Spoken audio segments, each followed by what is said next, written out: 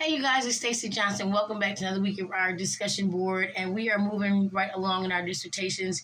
This week, we are using America Life and History as our database, and I chose four awesome resources that my research centers around the development of Western society and its connection to the enlightened ideas and religion. So, in my quest to better understand the foundations of our nation and the development of these Western freedoms, a portion of my research is going to be dedicated to explaining.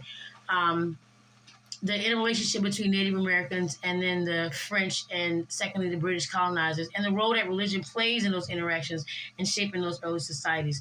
So using that database, Life and History, I chose four research that are going to help prove that race relations in America changed based on enlightened ideas, which kind of swept from Haiti and onto American shores in the early 19th century. One of the narratives missing from the American story is the story of Native peoples and early settlers, like those of the Germans in South Louisiana. Though relations with natives and European explorers typically started out with nonviolence, they rarely ended up that way. So I plan to do a micro study of the German coast of Louisiana, which unveils a period of racial violence and turmoil that's going to shape politics in that region that still exists today.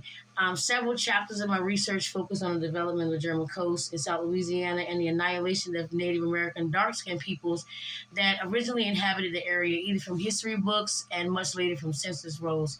So let's start with my first source here.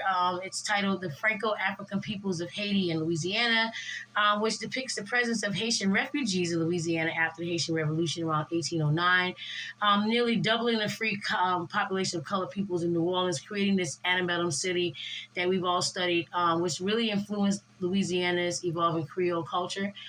This group became the mixed race elite, which married or intermarried with other members of this Haitian colored elite. Many of Louisiana's mixed race, many of whom were ex-slaves, can trace at least some of their ancestors to Haiti's sharp contrast. In Louisiana, the first slaves were black-skinned Native Americans, and several of these nations, including Alabama, Choctaw, Chickasaw Creek, Mobile, Natchez, Natchitoches, and Tunica Indians remained powerful throughout the 18th century. And so I want to directly connect that link between those Haitian refugees and free peoples of color to Lower Louisiana with my second source, Blood and Sugar. It's the tale of the 1811 slave revolt, which revealed that it was these same groups that resisted further territorial losses in South Louisiana. And I'm going to couple this with Ann Bates' Slave Indemnities. The sources together will better help contextualize the ideas of why this revolt happened and who were the people who participated in this revolt. On page 102, Bates explains that the unrest inspired by the French Revolution had unleashed this uprising of slaves in the French part of Saint Domingo in 1791, which caused the flight of many refugees to Louisiana.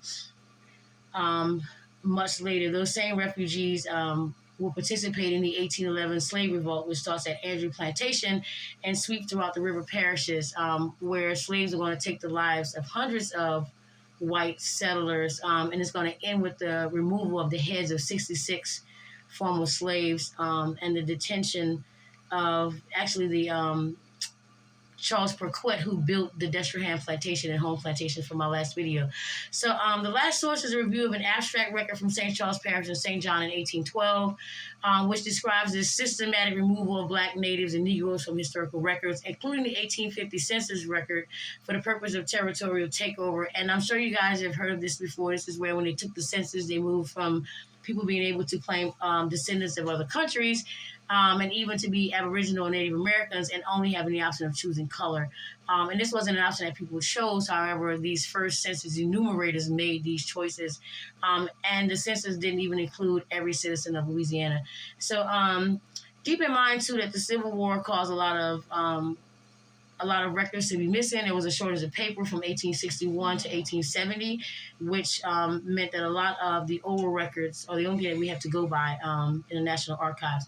So there's these Abstract records are a series of letters from the Spanish crown, which show a direct correlation between the purposeful removal of native history in conjunction with religious prowess and power in colonial America.